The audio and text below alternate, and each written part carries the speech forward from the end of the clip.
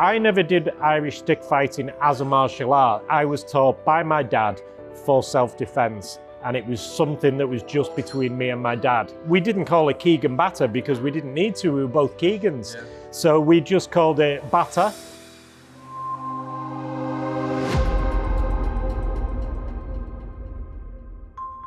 Willkommen in Manchester. Mein Name ist Christian Hausecker von der Sobudo Akademie und wir sind in Manchester bei Simon Keegan. Wie schon das letzte Mal haben wir ein wunderschönes Training mit ihm absolviert und es freut uns sehr, dass der liebe Simon heute wieder für uns ein Interview gibt. Das letzte Mal haben wir bereits über die Geschichte von Irish Stickfighting Keegan Bata gesprochen und ihr habt auch das Video gesehen. Dieses Video verlinken wir euch gerne rechts oben. Heute wird Simon uns ein spezielles Detail aus der Geschichte der Keegan Bata und Irish Stickfighting präsentieren. Dear Simon, thank you very much that you are here. Dankeschön. Okay. Well, thank you. So we've just been training in a special seminar in Keegan Bata. We covered the basics of stick fencing. We looked at some empty-handed techniques as well, didn't we?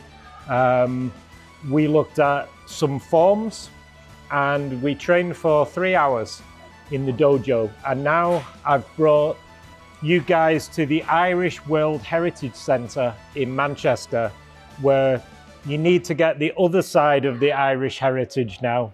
Sláinte. So you wanted to ask a little bit about the history of Keegan Bata and of the Shillelagh. Yes. If you go back to 1691, there was the Battle of Aughrim in Galway, which some of my ancestors, the Keegans from Westmeath, fought in. And afterwards they were outlawed as Jacobites. And in that battle it was recorded that some of the Irish used 3-foot cudgels, shillelaghs. Now after that, in the 1700s, some of the Irish went over to France.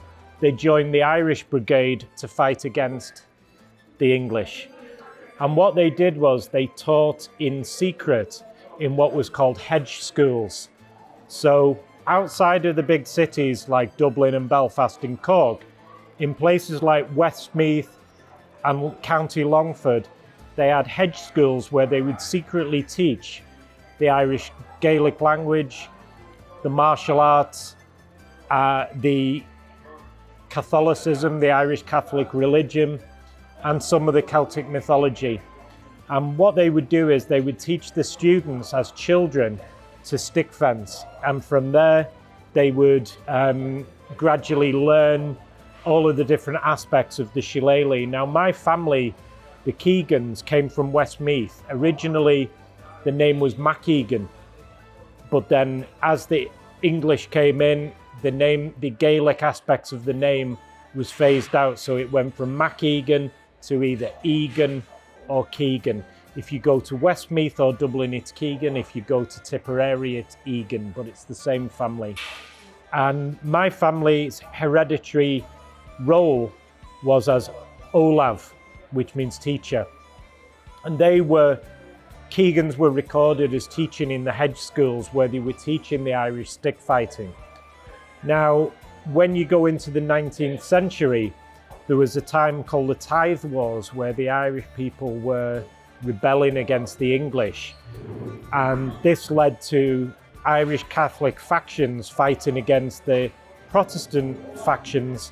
So my family were associated with a faction called the Whitefeet, and they would fight the Orange Lodge. And so they would fight with shillelagh, which they would sometimes load with lead in the head, so when you strike it was heavier. Many traditions of the Irish stick went away as a result of the Great Hunger, which they call a famine. Now my family left Ireland in about 1860 and they moved over to Liverpool. My great-great-great-grandfather, John Keegan, who was a stonemason from Westmeath, moved to Drogheda, moved to Dublin where he lived in the faction fighting area. Then they moved over to Liverpool to a place called Birkenhead, which was on the docks, and there was a number of faction fights there, and the faction fights were right where he lived. And so when my family then went to work on the docks, it was a time when the Irish Catholic dock workers defended themselves by making shillelaghs out of what they called logwood. So then they became known as the logwood faction. And so if you worked on the docks, you learned how to fight with your belt buckle, you learned how to fight with your fists, you learned how to fight with your feet, you learned how to fight with the shillelagh. Even going up to the 1960s, my dad used to walk home from the docks to Kirby, which is about 10 miles, and he used to carry an Irish walking stick, which had been in my family for nearly 200 years, for self-defense. And so my dad taught me to use the Irish stick in self-defense, and that's what I've been teaching you guys today. Yes, okay, thank you. You told us that the adults teach the children. Why? Why do you teach the children? Well, it's good to, my dad taught me when I was a child, it's self-defense. A stick is something that you can always have with you. Maybe you don't have a walking stick for a bad leg, but you could go hiking, you can have a stick. My son's only 10, he likes to take a hiking stick with him when we go walking. But there's the unarmed aspect of it as well, and anybody can do it. You saw today we had somebody nearly 70 years of age can do it. Children can learn it. It's good for all ages, but it's also good for anybody who's done other martial arts. Today we had a 10th Dan train with us. You, very experienced master level teacher in Takeda Ryu. So people can be experienced in other martial arts, or they can have completely no martial arts experience, and they can still learn. Okay, it's Irish stick fighting, Keegan Bata, the style from your father, only a fighting system, or is there a philosophy behind?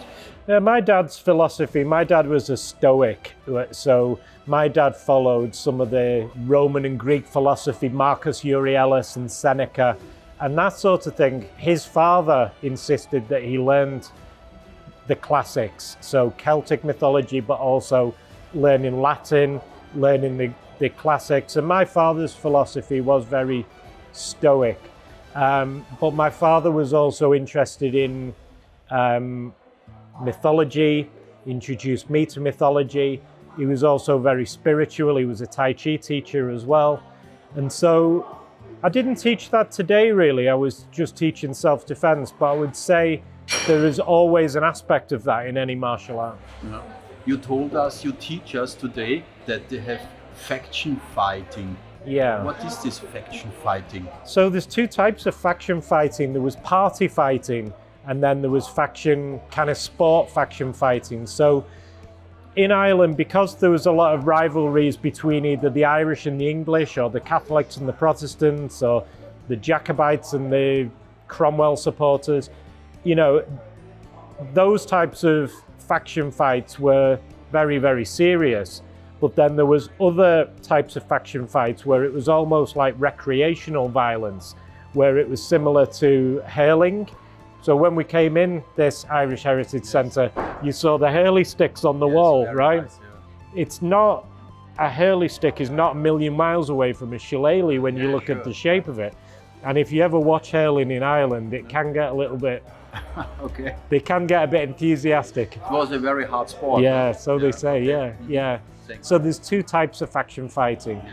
Yes. They say traditionally a faction was divided by kin, which means family, you're the one clan, by confession, which means your religion, or by occupation. So in my case, my family was stonemasons, and the faction was called the Whitefield faction because they were limestone quarriers, and so the limestone dust becomes like a white powder, and they left white footprints everywhere where they walked, so they were called the Whitefield. Oh, nice. Sensei, and how long you teach, how long you train martial arts, how long you train Irish stick fighting? So I never did Irish stick fighting as a martial art. I was taught by my dad for self-defense, and it was something that was just between me and my dad. We didn't call it Keegan Bata because we didn't need to, we were both Keegans. Yeah. So we just called it Bata, or sometimes we would call it Bata Jutsu, like Batitsu, okay. So from being small to just before my dad died, we would train in the garden in Irish stick.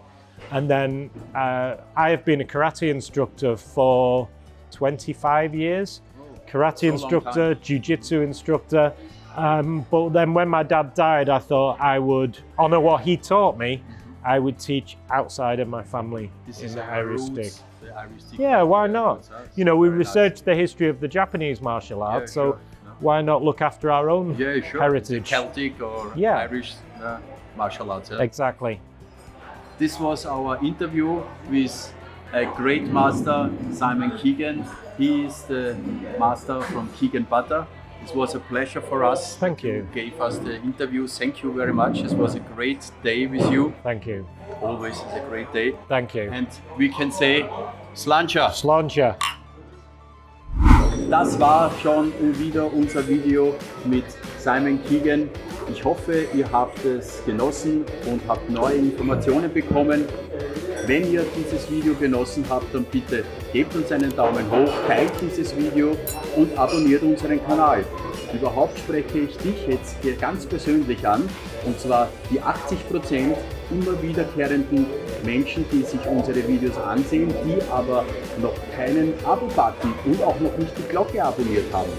Eine Bitte von uns an dich, abonniere unseren Kanal, dass du die zukünftigen Videos nicht versäumst. Slancha!